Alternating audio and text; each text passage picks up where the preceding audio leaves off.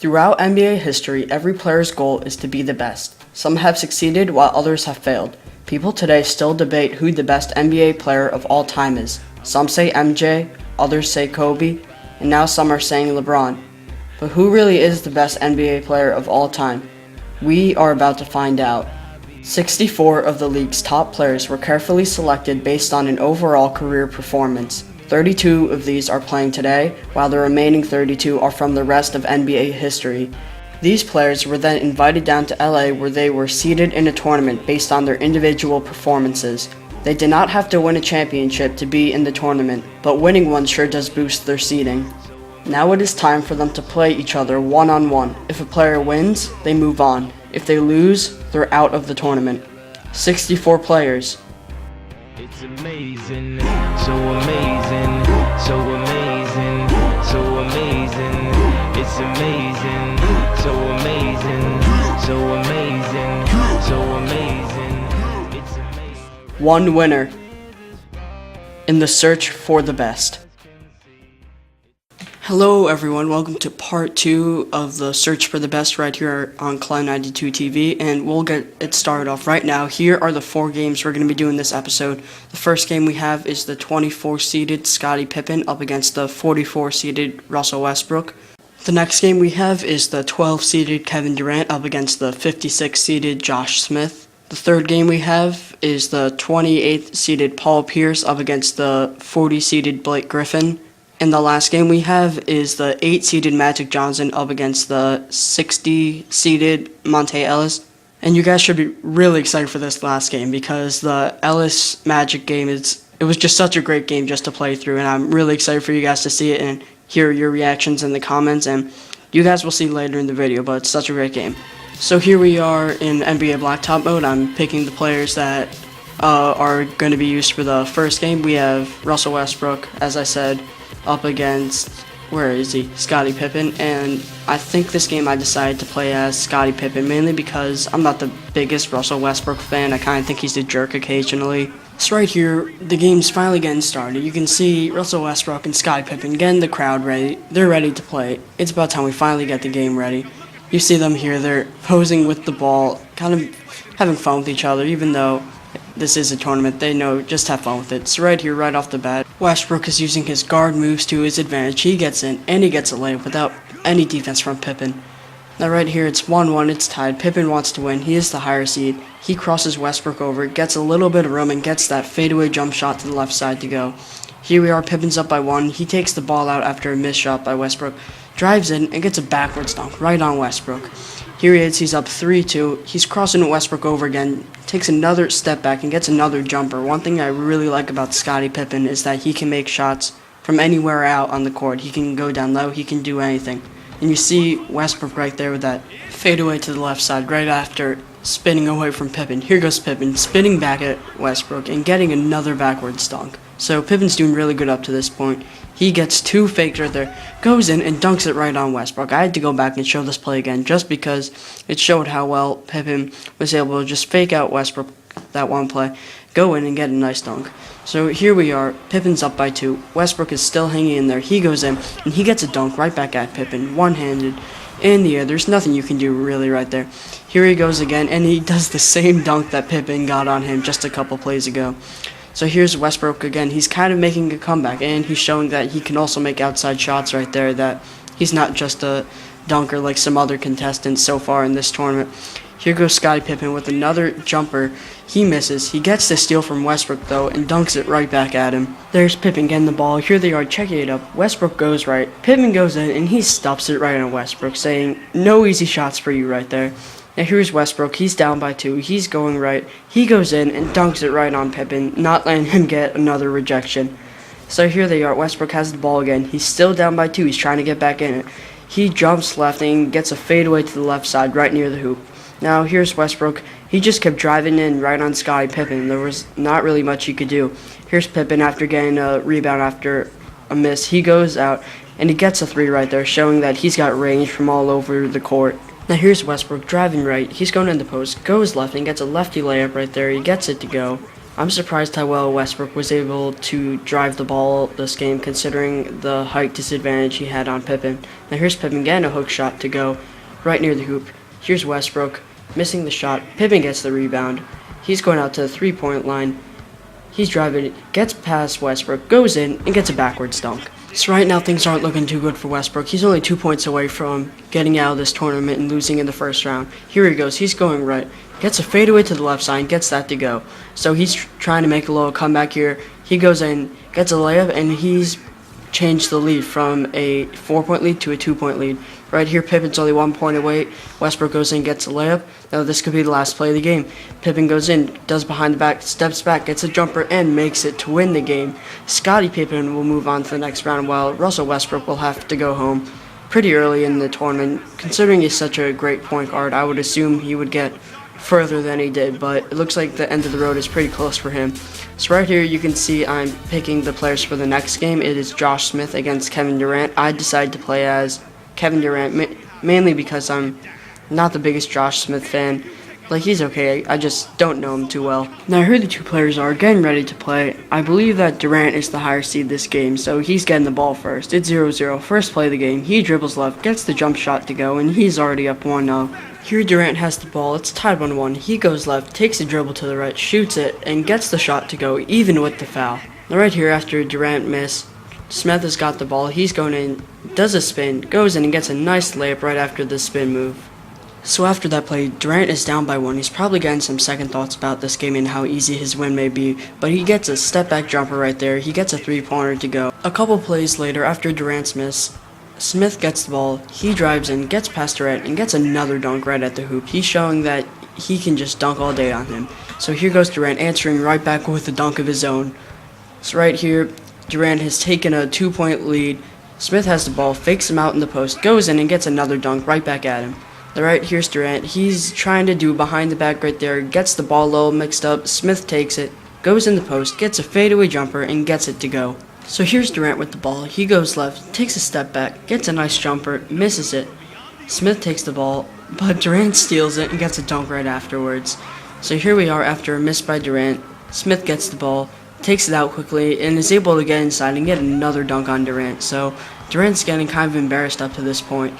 Here goes Durant. He answers right back with another dunk. So whenever one of them seems to dunk, the other one seems to just reply with that.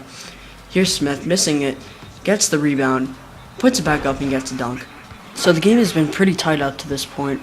Both players seem to be playing pretty well. So there's Durant with a three-pointer after getting a little space by Smith. He's up by 3 at this point. Smith takes the ball, goes right, and gets a dunk. Durant's giving him a little too much room when he checks the ball up, it seems. So right here, Durant steals it from Smith, takes a step back, and gets another 3. I could have shot it right there, but I knew that Durant had a real good outside shot. So here's Durant with the ball. He's up by 3 at this point. He's spinning away from Smith, gets inside, and gets a nice contested shot to go. Now here's Durant taking the ball up after a miss by Smith. He's trying to dribble away from Smith, but it's just not working at this point. He gets in there, and he gets a nice layup to go, even with the tough defense on him. Now here's Smith with the ball. He's dribbling to the right, getting Durant in the post. He goes in, shoots it, misses it, but Durant completely misses the rebound there, giving Smith a nice easy layup at the hoop. Now after a miss by Smith, Durant has the ball, he takes it out. He's only 3 points away from winning this game. He cuts to the left side, gets a fadeaway jumper to the left side, and that wasn't really necessary to fade away there, but he got the shot to go anyway, so a point is a point. Now here is Smith getting Durant in the post. He's driving in, gets Durant to bite on the pump fake, and he gets the shot to go. Now here's Durant. If he gets a 2-pointer, he wins this game. He's going to go for the 2, you know it. He shoots it, and he makes the game winner. 2-pointers in this are actually 3 since it's street ball and they play by 1s and 2s. So Durant will move on to the next round, and Josh Smith will be going home. Now here for the next game, I have Blake Griffin up against Paul Pierce, and I decided to play as Paul Pierce mainly because although I don't like the Celtics, I do like Paul Pierce, which is kind of weird. So here the two players are getting ready to play. They're both getting the crowd pumped up. They're excited to play, and it was pretty fun with this game just because Paul Pierce is really fun to play as in-game. I don't know why it is, but he's just a real good shooter, which makes him pretty fun to play with. So here it is at the beginning, crossing Blake Griffin over and getting a dunk to start off the game. Now here we are a little later in the game after Blake Griffin ties it up. It is 1-1. Pierce is going right. He jumps up. He gets a backwards dunk right on Blake Griffin, one of the best defenders in the league right now. Here goes Pierce. He takes it back out. crosses Blake Griffin over, does a little cut right there, gets in, and is able to get a tough layup even with Blake Griffin right there. Blake Griffin definitely has a height advantage this game, but Pierce has better outside shooting. So you'll see that Pierce does use that shooting to his advantage. Now right here, Pierce has the ball. He takes a wild three-pointer. There's no way that was going to go in. Griffin gets the ball. He's trying to drive in, but Pierce steals it right from him. He's dribbling to the middle of the court, gets a little space, and is able to make a two-pointer right there. Now here we are a little later in the game. Pierce is up by 2. He gets a little bit of space. He gets another outside shot to go. If Pierce can get the majority of his outside shots to go, he's easily going to win most of the games and maybe even the whole tournament because he'll be getting points by 2s instead of by 1s. So right here, Blake Griffin makes a post hook right there and Pierce has the ball. He's driving in and he gets a dunk right on Blake Griffin, pushing his lead to 4. So Pierce is doing really good this game. You can see by the icon underneath him it says he's on fire, but Griffin is not giving up. He goes in and he gets a dunk right back at Pierce. Here's Pierce. He takes a step back. Even though he could have driven right there, I knew that his three-pointers are more likely going to go in, so I took one there. Here's Griffin. He's getting another dunk, so Griffin's main method here is to just keep driving in, which was working for him so far, but was a little cheap. Here's Pierce right there. He's driving in, getting the dunk.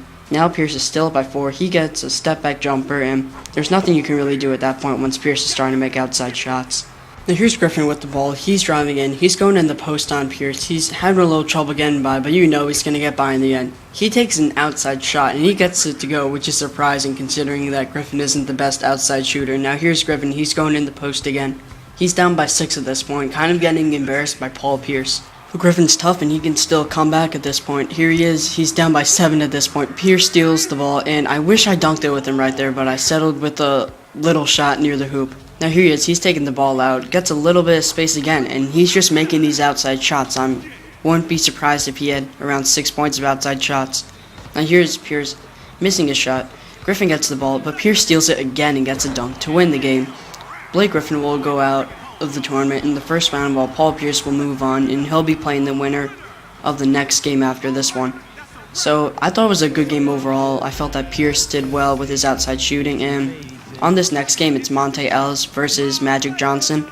I decided to play as Monta Ellis just because everyone likes an underdog. Same thing with the Michael Jordan game. I felt like it'd be fun just to play as Ellis. So right here, it shows the 2 players, and the title of this video is actually based off of this game because Magic Johnson did not have as good of a game as I expected. So here's Ellis with the ball. He's dribbling. He's actually a really good dribbler, which I found out in this game, and he's getting a nice wing shot right there on the side. Now here's Magic Johnson getting a rebound right after a miss by Ellis. He's crossing Ellis over, gets inside and gets a nice shot near the hoop. Now here's Ellis spinning away from Johnson, getting inside and getting a tough layup to miss actually. He gets the rebound afterwards though and is able to put it right back in. So here's Ellis, he's trying to fake off Johnson. He gets a little bit of space, tries to get a shot, but Johnson just blocks it, says not right now Ellis. So right here, Ellis is down by 2, takes a step back, and I thought that was a 2-pointer, but he was barely over the line, so that didn't work out too well for him.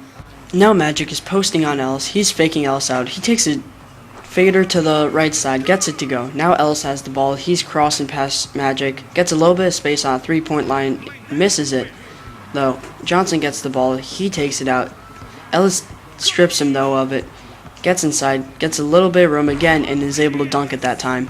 So now the game is a lot closer than it was expected to be. Ellis has the ball, he's driving in, gets a little bit of space off the step back, but he doesn't want to settle for a shot. He only wants to get shots that he knows he can make. So he's trying to dribble past Johnson. He's getting a lot of room off of it. He drives in, does a weird behind the back jump thing, and he's able to get a layup. Now Johnson has the ball, he's moving to the right, goes at another post, and he has a real quick shot off those post moves. It's really hard to block it. Here Johnson has the ball, he's only up by 1, which is surprising. You would expect to be up by a lot more. He goes in, misses the jump shot he takes, gets the rebound with that height advantage, is able to make the shot. Now here's Ellis doing a lot of dribble moves. He's trying to get a good shot off because he knows he can.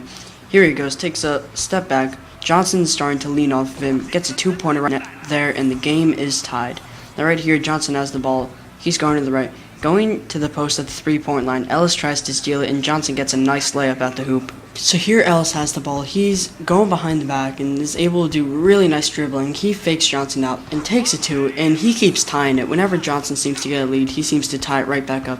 Right here, he does a spin move right past Magic Johnson. He tries to steal it, and he gets right past him. You can see right here with that spin move how Johnson completely fell for it and tried to steal it, giving Ellis a really nice lane to the basket and getting a beautiful dunk right there. It was such a great play. It was one of those plays where I had to show a replay. Now right here, Johnson has the ball. He's going in the post again. That was his main strategy throughout the whole time. There with that quick shot, he gets another basket. So it's 14-16. Ellis is up by 2. He gets a 2-pointer right there, which puts him up by 4, which really ended the game.